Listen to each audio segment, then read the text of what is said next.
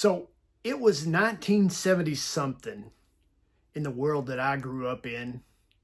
Hey, what's up, everybody? This is Shannon here with Back to the Cardboard.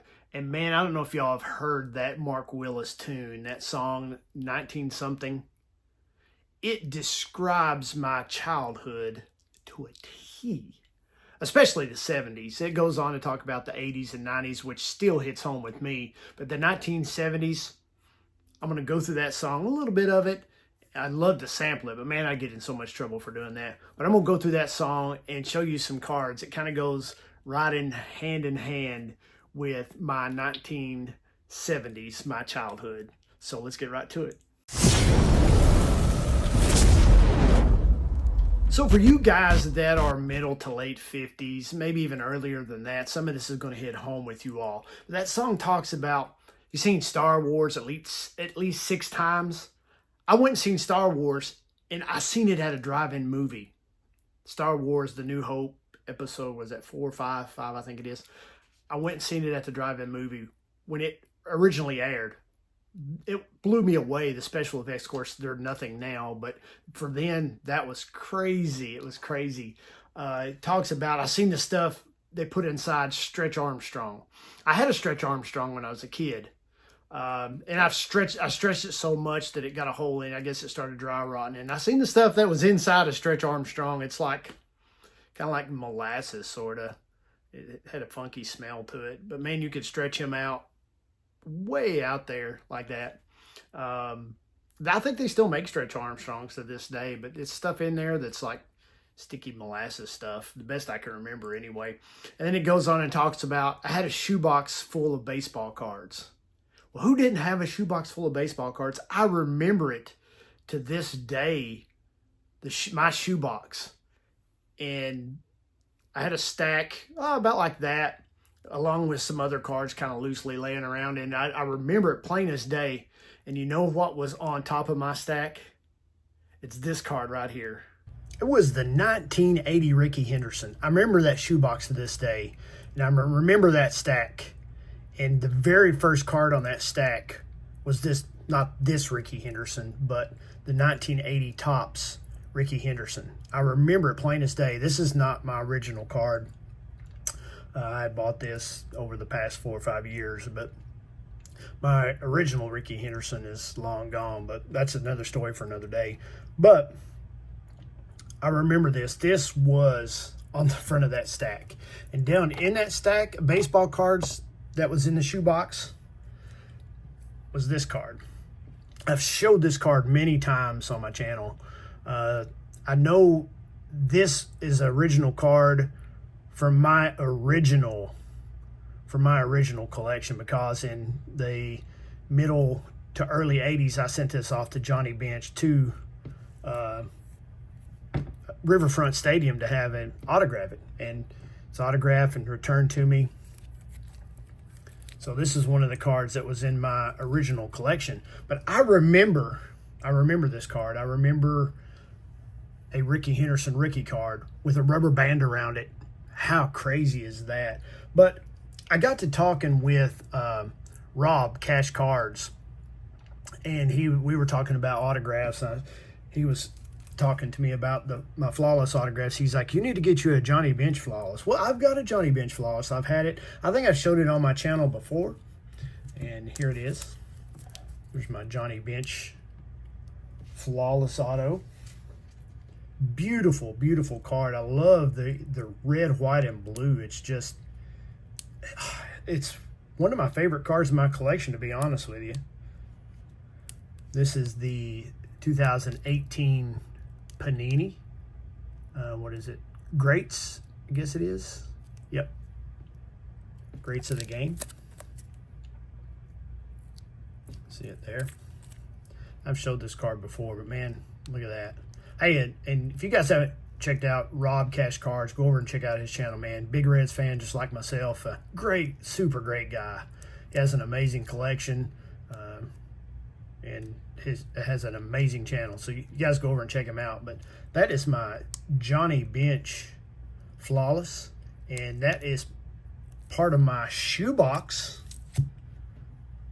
70-something. So that song goes on to talk about Daisy Duke was my first love. And she was, man, I remember the Dukes of Hazzard. I live for Friday nights. I simply love that show. The big General Lee, man. And speaking of the General Lee, back last month, I had the opportunity to work an event here in my little town of Somerset. And a group out of Ohio called the Northeast Ohio Dukes, who has a bunch of General Lees, puts them together and jumps them for different occasions, different events. And they come down here. We have a car show that goes on. It's called Summer Night Cruise. Once, I think it's the last Saturday of every month, the last weekend of every month, because it's kind of a whole weekend event.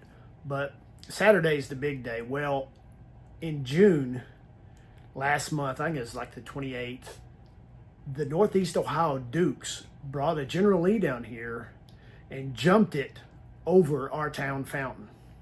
So check this out.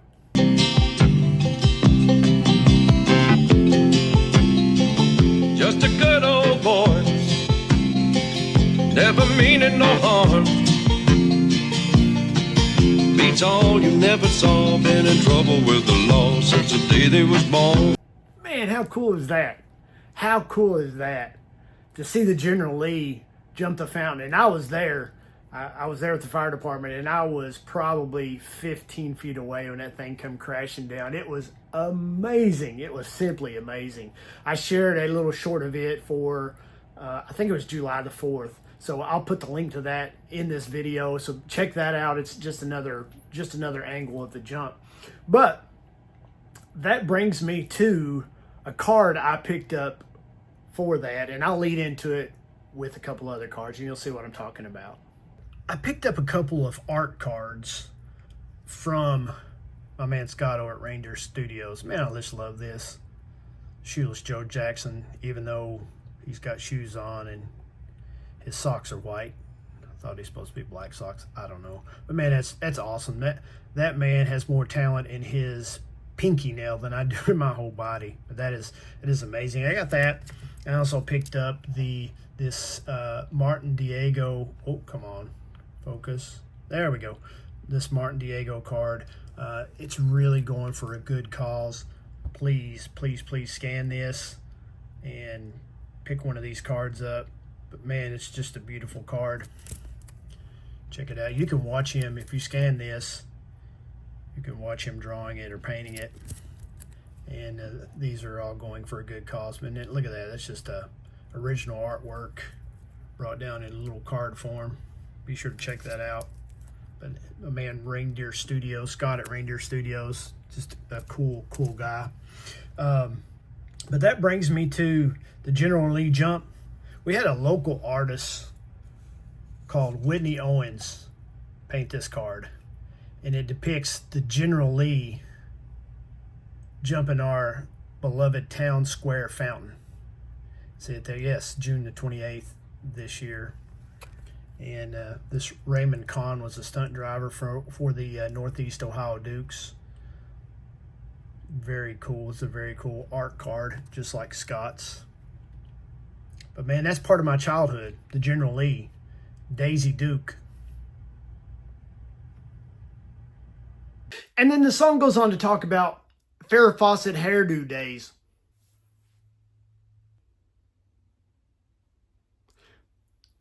Bell bottoms and 8-track tapes talking about Evel Knievel scars on his right arm. And speaking of Evel Knievel, man, was that guy, he was my hero back in the late 70s, middle to late 70s. I remember my next door neighbor, Mark, me and him had of course, it was back kind of before the days of BMX bikes. We had banana seat bikes with the sissy bars that come up on the back seat to keep you from slipping off, you know. But we would make jumps, and we would be Evel Knievel, or make ramps, and we would be Evel Knievel and jump off these ramps. And between my house and his, there was a sidewalk, and it ended at the end of my house. And for whatever reason, they never put the sidewalk back in front of his house. So where the sidewalk started back on the other side of his yard, there was a little drop off. And we would make our ramps and jump off that sidewalk into his yard.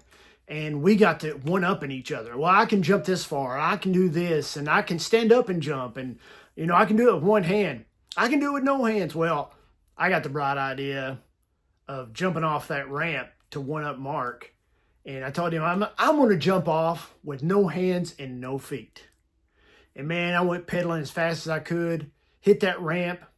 I'm sure I went airborne for at least 2 feet, maybe farther, I don't know. But when I come down, I came down on my wheels, and then I came down on my right arm. I've got a scar. I don't know if you can see it there in the light, but I got an Evel Knievel scar on my right arm. But anyway, here's some Evel Knievel cars.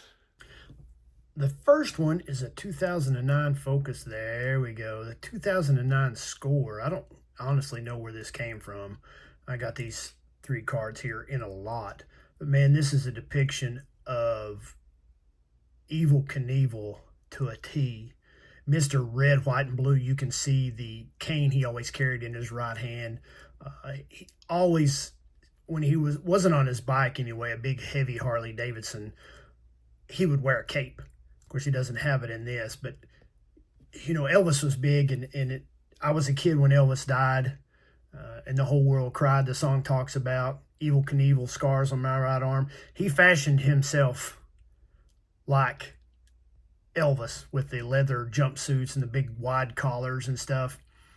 And man, he was Captain America. Mr. Red, White, and Blue. That's a Score. I don't really where and what that's from. And I got another one here. This is a 2020 Topps Heritage. This was from February the 28th of 1971. Said he jumped 19 cars. He actually added 1 extra car to jump at 130 feet and set the record. Now you got to remember, man, he was on one of those super heavy Harley Davidsons. Not like they are now, sleek and trim and like super fast. He was on something that weighed probably 4 times the amount of what they do now. And he set the record at the time. Well, the record now is over 400 feet. So it was set back in 2012. Almost 4 times the amount that he jumped back in the day. But man, I remember that Snake River jump. Him jumping the Snake, or trying to jump the Snake River Canyon on his in his rocket-powered car. And I was somewhat disappointed. I think the whole world was. I thought, man, he's going to make it over, because he looked so bad climbing up in that red, white, and blue thing and then blasting off. And here, as he went up, the parachute opened and he come floating back down to the same side basically he jumped from. But anyway, here's another card, basically another rendition of this card. You can see that's a very, very well used likeness of Mr. Knievel. This is from the 2013 Golden Age insert set, the 10 of clubs. Just a stunning image of him. He was definitely my hero growing up, 100%. And then, last but not least, I had been working on my 1980 Hall of Fame set, the PSA registry set, and I've got 3 cards I want to share with you all. And the first one is the strikeout leaders from that year, so I can get it on there without any glare, of Nolan Ryan and J.R. Richards. Ryan that year led the American League. I think he ended up leading the league like 11 times during his career, but he had 223 strikeouts that year. And J.R. Richards, the flamethrower for Houston, had like 313. He was a beast that year. But that is the strikeout leaders, 1980 strikeout leaders. I can't remember if I showed this card before or not, the one of Raleigh Fingers. But here it is again, if you haven't seen it. One of my favorite cards. I can get it in the camera there. Focus. This one is with the Padres, of course. There's the back. Nice looking card. And then last but not least, you got this 1980 Ted Simmons. Nice looking card. Quit glaring. And Ted Simmons, man, he is completely underrated. You think about it, though, the era that he was pitching in, not only the exact same era of Johnny Bench, but also Carlton Fisk. So if it wasn't for those two guys, he would definitely be the greatest catcher from the early 70s to early 80s for sure. Ted Simmons, 1980 Topps All-Star. Hey, that's all I got, guys. Hey, thanks for tuning in. I really appreciate it. And I hope you enjoyed some of the flashbacks. There's Roger Staubach in my backyard. All of the cool stuff. I had the Pac-Man pattern memorized. I remember the $6 Million Man. I had a large action figure. Of course, that's before they shrunk the action figures down to this. I had the large action figure, the $6 million, the Bionic Man. You looked through his head and he had like bionic vision. Of course, I had the Stretch Armstrong. I had a bunch of Star Wars stuff. That was, the toys didn't really, I don't know, I didn't have too many toys. I think I ended up having the Millennium Falcon. I have no clue where that's at. I would love to have it today. Seen the Rubik's Cube, Rock'em Sock'em Robots. Who remembers that stuff? So that's the 70s, guys. What a great time, and what a world that we grew up in, for sure. And I'd love to go back. I'd love to have some of my baseball cards. But you know what I do got? I got memories. And that's something that'll never be taken away from me. And I really, really, really enjoy it. And I really am glad that you decided to hang out this long with me. So that's all I got. Until next time, guys, collect what you love what you collect, and have a great rest of your week. Peace.